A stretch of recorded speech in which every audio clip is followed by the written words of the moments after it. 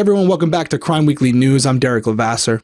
And I'm Stephanie Harlow. And we're here talking about another case in the headlines. This one, you may be familiar with it, you may not be. If you're not, we're going to catch up real quick. This is a case out of Florida. It involves 14-year-old Aiden Fucci, who stabbed 13-year-old Tristyn Bailey over 100 times. He was recently sentenced to life in prison. Now, unfortunately, these cases are not that rare. When you have someone who's murdered someone else, they get life in prison. But this case is a little different because you have a teenager, and we're looking at the circumstances surrounding the case and asking ourselves, can this person be rehabilitated? If they can, should they be let back out in society? So we're going to talk about it tonight. Obviously, Stephanie's going to go over all the facts of the case if you're not familiar with it, and then we'll dive into it. Yeah, I think a lot of people are familiar with this case. I know I covered it on my channel when it was happening, which is crazy to me because this did happen in 2021. And it does not feel like it was that long ago, but we talked about it as it was happening on my channel. It was one of those cases that really got to me because you've got 13-year-old Tristyn Bailey. She was a 7th grader at Patriot Oaks Academy in St. John's, Florida. She was a cheerleader. She had a ton of friends, huge family, very supportive, very close family who have, become known to all of us who followed this case as it's gone down this past year and a half or so. Actually, it'll be 2 years in a couple of months. May this happened, Mother's Day. So her family has really stood out to me. They've been very vocal. They've been very much in the public eye, and it's incredibly heartbreaking because you see the loss that this made in their lives, losing Tristyn, and for absolutely no reason.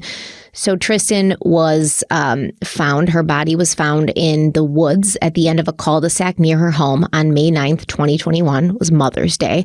She'd been stabbed 114 times, and 49 of those stab wounds that were on her arms, her body, her head, they indicated that she had been alive for the majority, if not all, of the attack. So Tristyn was reported missing around 10:30 in the morning on May 9th. And the police started investigating, and they discovered surveillance video that showed Tristyn walking with another teenager at 1:14 a.m. on Sunday, May 9th. Half an hour later, those two figures were again seen on a different surveillance camera walking east on Saddlestone Drive.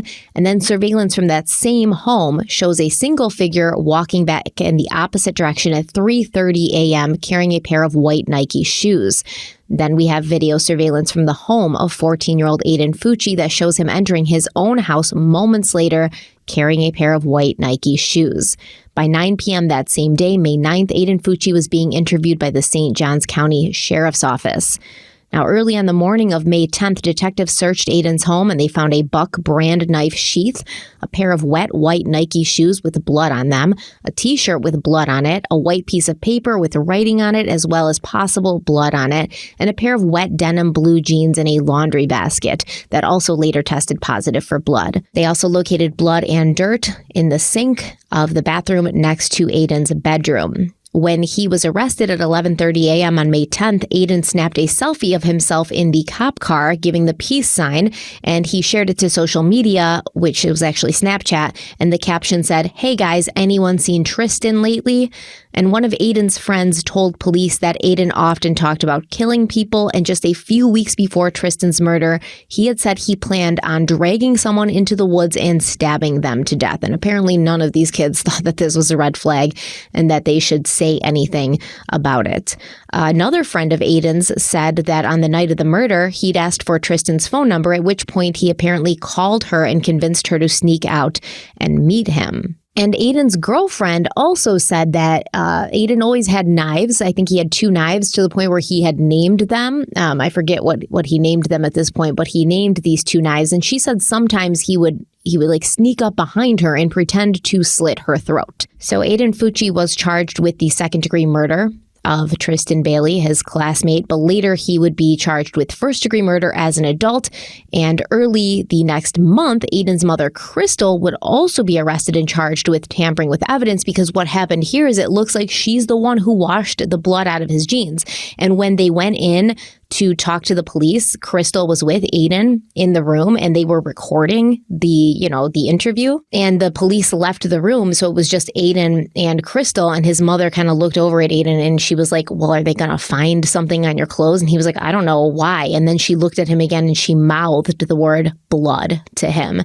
And so then she obviously went home, washed the jeans. Allegedly, that's what she's being accused of.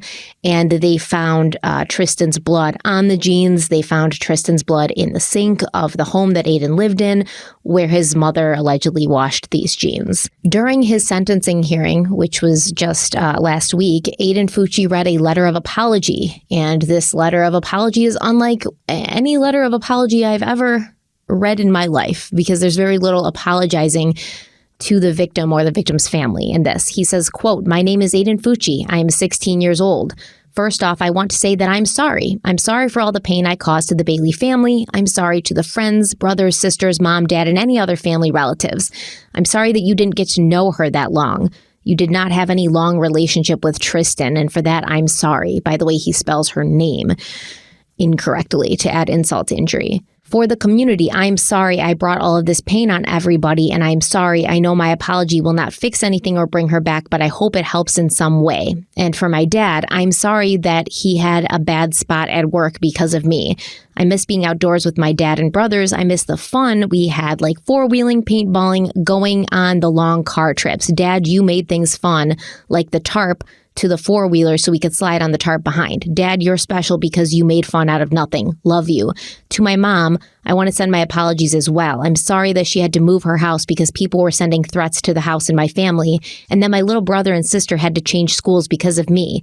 Mom, now I miss your lemon pepper chicken. I miss your hugs. I miss you.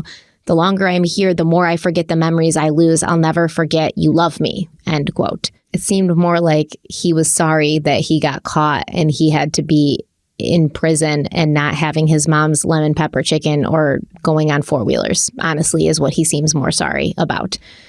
But like I said, Tristyn had a big, close, tight-knit family, an extended community of friends from her cheerleading family.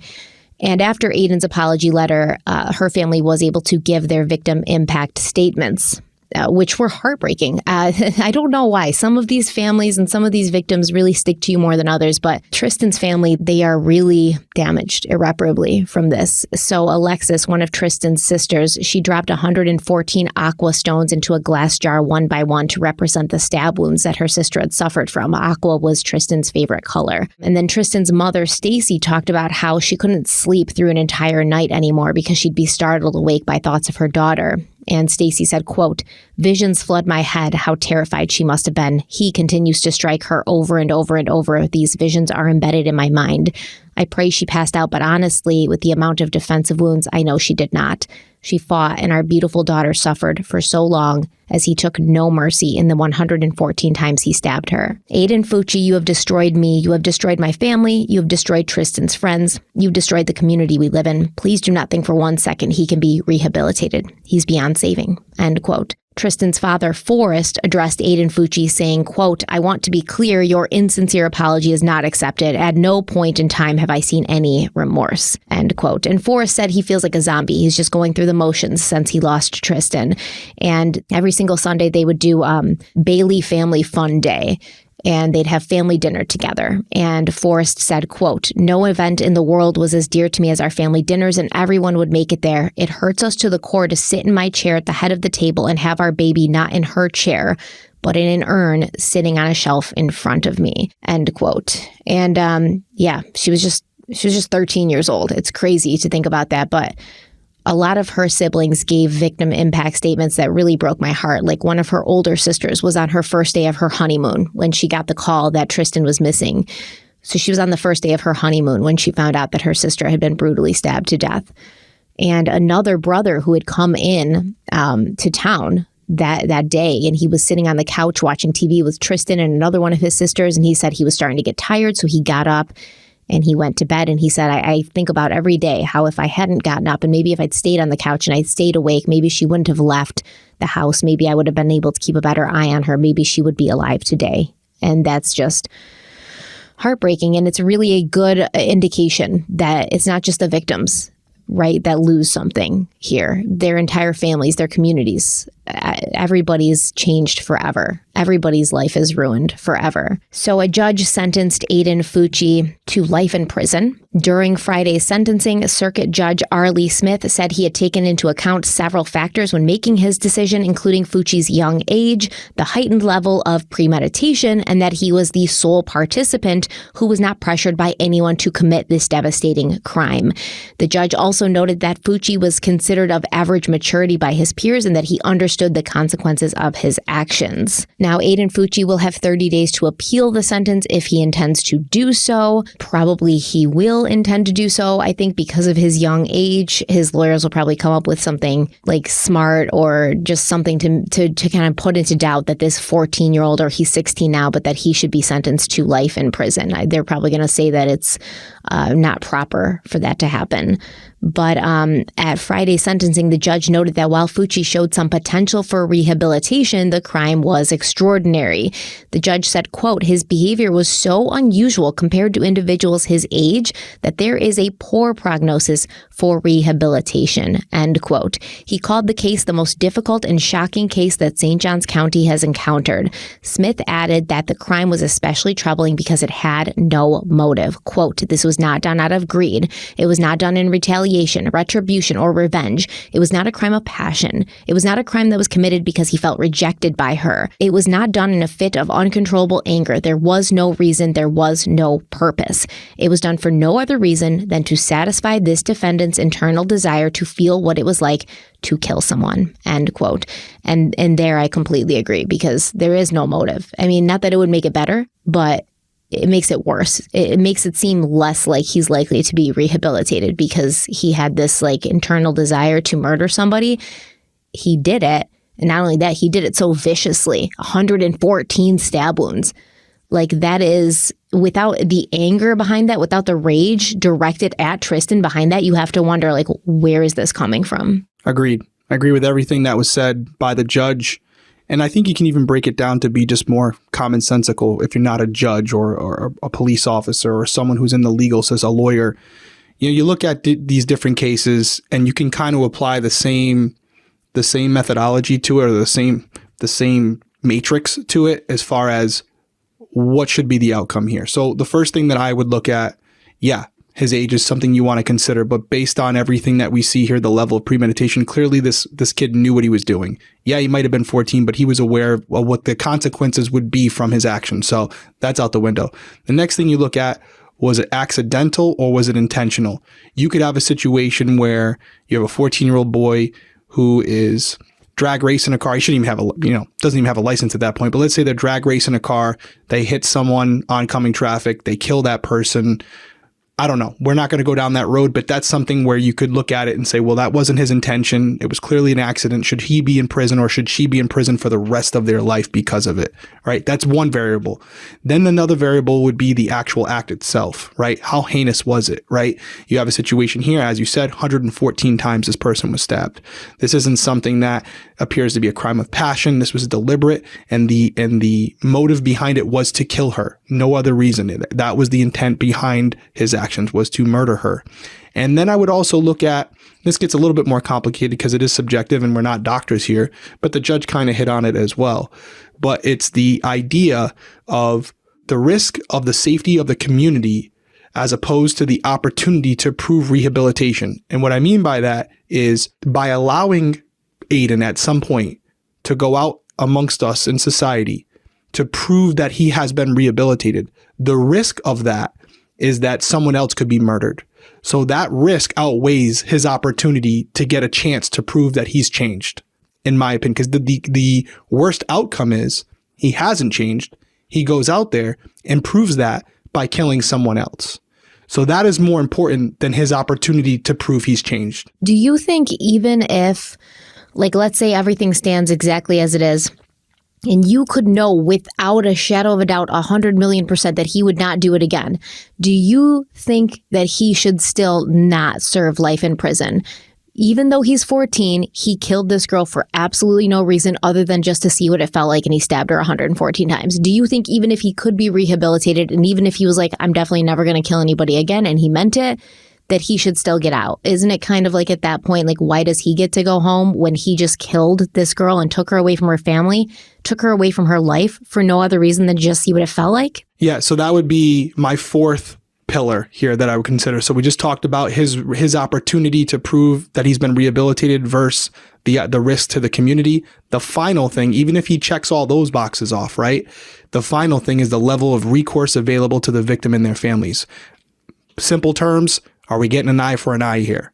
And the answer in this particular case is we're not. So for example, if you had a situation where I broke into your home, I stole a bunch of money, I stole some valuable, keepsakes or whatever, are we able to replace those items? Are we able to give, obviously we can't change the trauma that was experienced, but can we at least replace the items that were taken from the victim to try to make them whole as much as we can as possible? As you just said, right here, you have the loss of a life. There is no way to bring her back. There is no way to pay back that family for what has happened to them and what has happened to Tristyn. So we have a situation where the suspect, the offender in this case, has no ability to make it square again, to even it up. And unfortunately for him, that means the only outcome here is for him to pay with his own freedom because he took the freedom of Tristyn. And that to me is commonsensical and it's fair.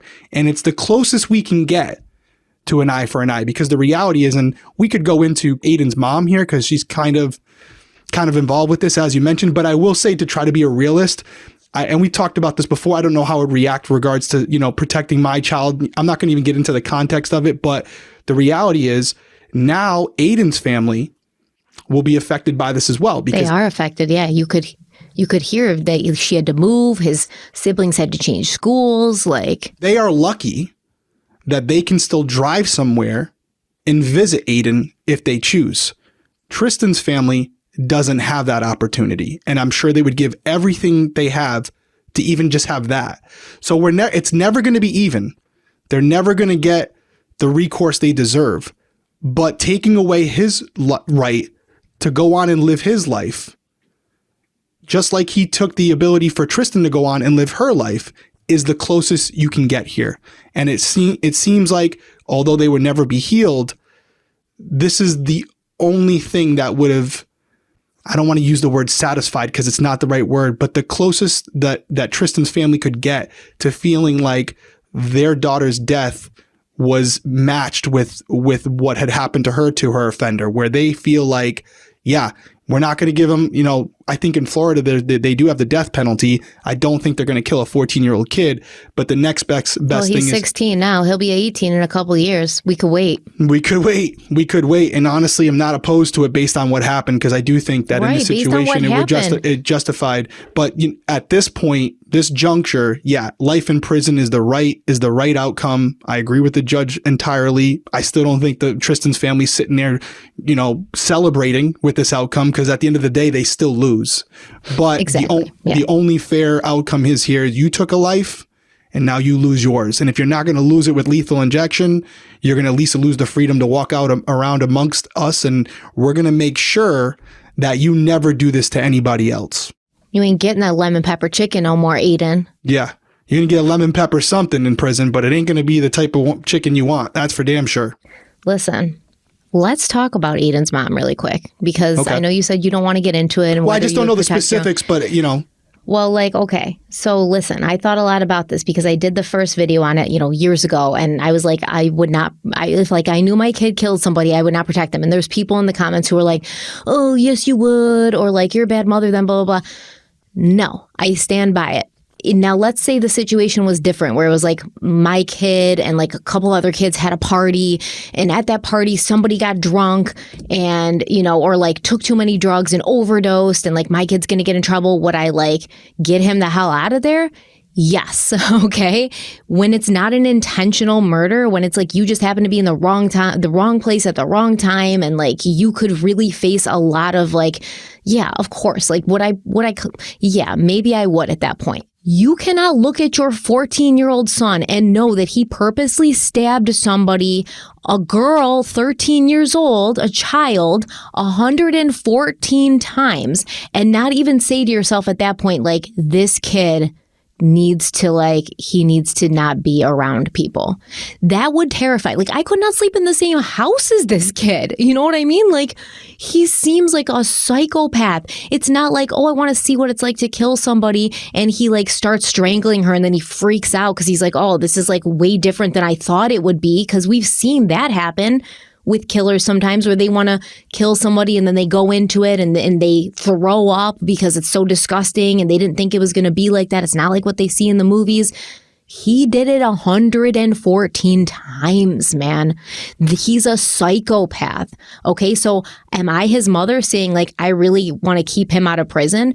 No, at that point, it's like, I think this is the best place for him. And honestly, I don't feel safe being in the same home as him, because if he's capable of this, who knows what he's capable of? And I would like to know how many damn animals were popping up around that neighborhood, you know, with their throats slit or like dead cats and shit, because you know Aiden did not start with Tristyn Bailey stabbing her 114 times. This is a kid who had practiced before, because I just cannot imagine that any human being can do that to another human being and not literally like lose the contents of their stomach and not have to stop at some point in that process of 114 stab wounds that were so hard, by the way. Like, I don't even want to talk about the specifics, but like, you're a psychopath. You need to go away. So like, could I look at my son, who I knew did that, and say, like, let me do everything to keep him out of prison? No, at that point, like, he's safest there and everyone else is safest from him if he's there. Yeah, so I'm not on Team Aiden or his mother. Would you say her name was Kristen? What was her name? Crystal, right? Crystal, I think, yeah. I'm not defending her because, again, I don't know the specifics, which is why I was like, I'm not going to go there. But just from what you had read to us, the way you laid it out, it sounds like the tampering and the obstruction took place very early in the investigation. So my presumption is that she was not aware of the specifics at this point. I don't know. They were sitting in the sheriff's office and they were like, oh, this girl was stabbed 114 times. Yep, totally get that. But she's not having the opportunity at that point to go home with him and ask him what had happened, why it happened. So in that moment, I think she's like a lot of parents do, because I've had situations where we have kids who are under 18 or even over 18, where their moms and their dads will emphatically defend their child and justify what they did. And I feel like that's a natural reaction for most parents. It's very hard for a parent to look at their child and say, this person is evil. You know, I think that's something even on a lower scale where you have situations as normal, you know, just regular parents, where your child will get in a fight with another child and the parents on both sides always think their child's right. So I'm just saying that I kind of feel like maybe there's warning signs with Aiden that his parents probably saw. Like, he's not just a normal kid at home. He's carrying around knives and he has names for them. Don't tell me his parents didn't know he was carrying around knives. Don't tell me that none of his friends ever know. What would you do if it's your daughter and this is the exact same scenario? Would you go home and wash the jeans? I'm going to be honest with you. I would like to know more about the situation. I would like to talk to my daughter and find out why she stabbed this person. Did he try to kill her first? You know, if that's the case. Stop it. Yeah. I'm not going to automatically assume by the police officer's words, if we're in the room and this police officer is saying that Tenley stabbed someone 100 times and it was a boy or a girl, whatever, I'm not going to sit there and say that she didn't do it. But am I going to want an opportunity to hear from her as to why it happened? I'm not saying that I wouldn't at the end of the conversation say, wow, you do need to be away. There's something you need to work on here. Would I go as far as protecting her, maybe washing the blood off jeans? I'm not going to sit here and lie and say 100% that I wouldn't. But putting in those shoes, I'd want to know more about the specifics to see if I felt like my child was this person that clearly Aiden was. Now, hearing all these other things about, you know, what he had talked about, the text messaging, the conversations he's had with other people, the pretending to slit people's throats, knowing all of that. If you told me that Crystal was at court saying, hey, listen, even with all of this information now being out there, I still think my son should be found innocent and should be allowed to go back on with his merry life, I think that would be a bigger issue. But I'm trying to just take it in a vacuum in that moment. Would I consider helping my daughter out if I felt like what she did was warranted? And I wouldn't know that without hearing the specifics of the case. Why would it ever be warranted for a 14-year-old boy to stab a 13-year-old girl 114 times? I could tell you why it would be warranted for a girl to stab a boy 114 times? Yep. 114 times. Do you know how fast 114 times happens? You've disabled somebody after like you've stabbed them 20, 30 times at that point. 114 times. Not necessarily. You can stab someone. A 13-year-old girl, Derek. If I found out that my daughter stabbed someone 100 times and she told me later, yeah, he was trying to rape me, he was choking me, I grabbed the knife that was on the... you know she's a good person. She's never given you any reason to believe that she's violent or has any kind of scary tendencies, right? But someone like Aiden, I feel like his parents probably seen some of those tendencies. You can't live with a person like that and not see like a propensity for like violence, you know? That's an assumption on your part. Yeah, that's your assumption. And it's my opinion, yeah. Yeah, and I'm telling you, if my daughter was in a situation just in a moment where police were questioning her about something that happened, the exact scenario you gave me, would I immediately throw her under the bus without knowing what's going on? I have to be, and some people... No one's asking you to throw her under the bus. We're asking you not to tamper with evidence and wash somebody else's blood out of her clothing. And I'm telling you that I would be lying if I said 100% that I wouldn't help her. And that maybe makes me a bad person, but no, I don't think it makes you a bad person. I don't think at all it makes you a bad person. It's just, I'm being honest. And there might be people... I appreciate that. It's just scary that that probably happens a lot more than we know. You know what I mean? Yeah, I think a lot of parents will go to a great length to protect their children, even when they're wrong. I think that's a normal reaction for most parents. And I'm not saying it's right, but I do think many parents will always see the good in their child, even when their child is pure evil. Well, yeah, probably because they had a hand in raising him, so it's also like a failure of your own parenting if you admit to yourself like my kid's a psychopath who stabbed somebody 114 times. Yeah, I think that's a hard thing to say. Yes. Yeah, there's no parent who's not feeling like the guilt and the weight of that if they admit it to themselves. And so a lot of times people don't want to be self-aware and they don't want to admit that their kid's a bad apple because then they'd have to look at themselves and wonder, how did he become this way? Yeah, I've had shootings where we've arrested juveniles for killing someone during a drive-by. And, when we go to the house to arrest them and the parents are saying, well, he shot at him first and he killed his friend, and they're finding a way to justify it. It doesn't make it right, but they're going to defend their child. So just, to put a button on it, Crystal committed a crime.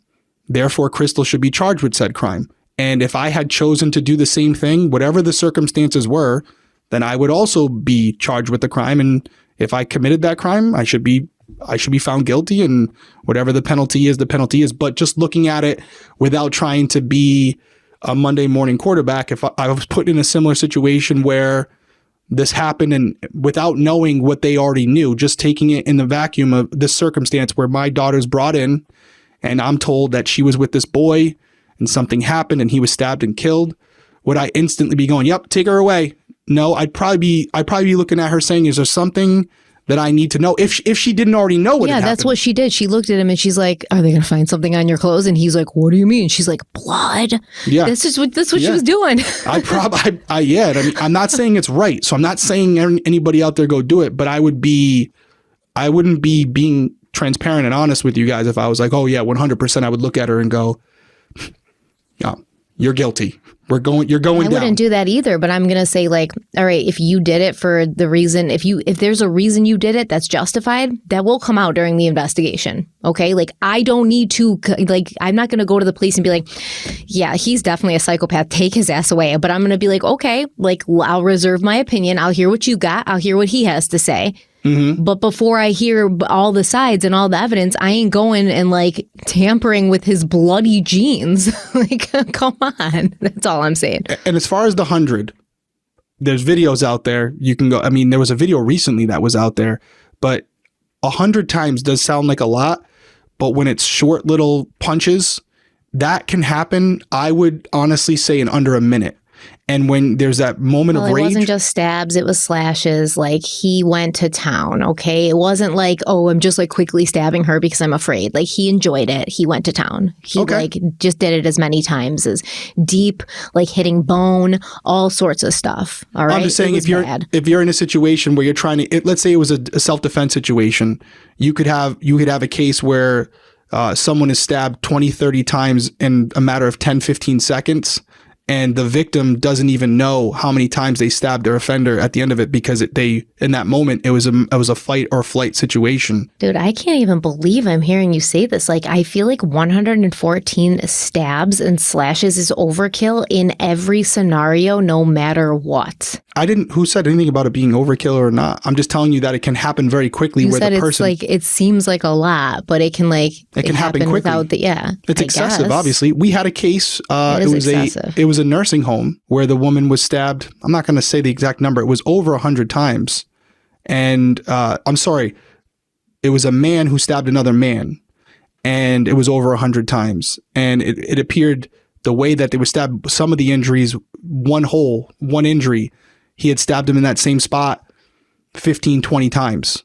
It just because he was just so close in proximity where he just kept stabbing even after he was immobile and he didn't move anymore. It's a fit of rage. Now, obviously, he was found guilty of murder, all that good stuff. But so a fit of rage, you understand that, right? We've seen that before. Yeah. He wasn't mad at her. She hadn't done anything to him. Where is that rage coming from? Because it's not directed at her. So was it rage or was it glee? It wasn't rage because she hadn't done anything to him to make him mad. It like literally just seemed that he was enjoying it. And that's why he did it. He said to somebody, I want to drag a person into the woods and stab them to death. That's what I want to do. So, yeah, I mean, I think that's what he did. I understand what you're saying. I think we're saying different things. What I'm saying is it could be a situation where 114 times is exactly how it sounds. It's a lot. But it can happen very quickly. And I've seen situations where it can happen where maybe not that many, but a victim can respond or defend themselves. And it may look like they took their time, but those amount of stab wounds could be in a matter of seconds.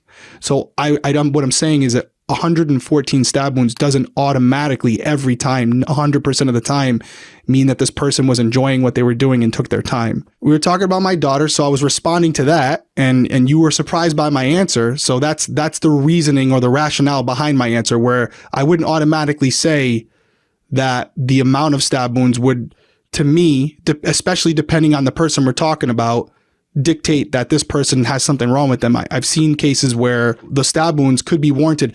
I've been in situations where the person's been shot multiple times and is still able to injure someone else. So depending on where they're stabbed, they could still be a threat to that person. Now, in this case, it's the exact opposite. But again, if I were the parent and it was my child and there wasn't anything in their past that automatically indicated to me that there was something deeper going on there, I would want to know the specifics and, more importantly, hear directly from my child before hopping off their team and saying, hey, take him away, throw away the key, and we'll see him in the next life.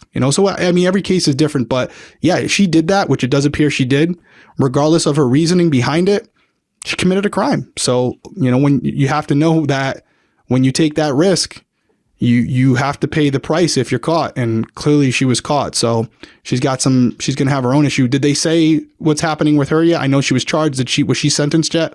It looks like that's still kind of being handled, I guess.